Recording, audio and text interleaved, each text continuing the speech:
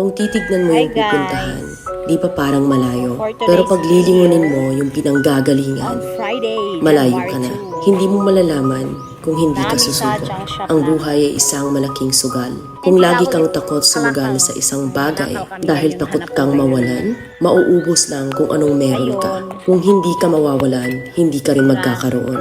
Kung ano man ang mga desisyon mo ngayon, yun ang magiging buhay mo bukas. Lakasan mo lang yung loob mo.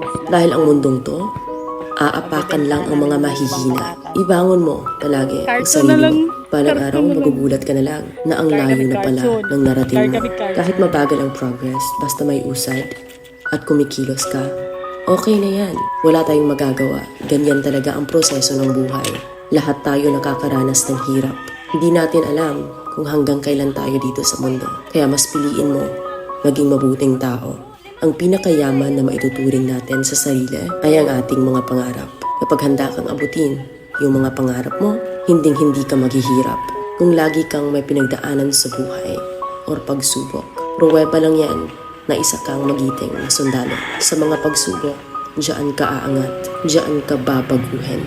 Yung tatag mo kung paano ka mag-ayos ng problema. Hindi ka magtatagal sa mundo. Lubos-lubusin mo na. Gawin mo yung mga bagay na handang iangat ang sarili mo. Huwag mo isipin yung mga sinasabi ng iba at huwag na huwag kang panghihinaan ng loob dahil lahat ng tao ay may iba't ibang desisyon at iba't ibang sitwasyon. Huwag ka lang mawala ng pag-asa. Hindi mo naman kailangan madaliin lahat.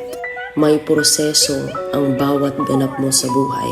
Alam mo kung ano yung nakakapagod? Ang palaging patunayan ang sarili mo sa ibang tao. Sa mundong to, piliin mo ang hindi magarbo. Keep it low-key ka lang. Simple. Na kahit na alam mong meron ka, hindi ka babaguhin ng pera. Kasi lahat ng yan ay isang pansamantala lang. Pagpatuloy mo lang. Kung may pangarap ka,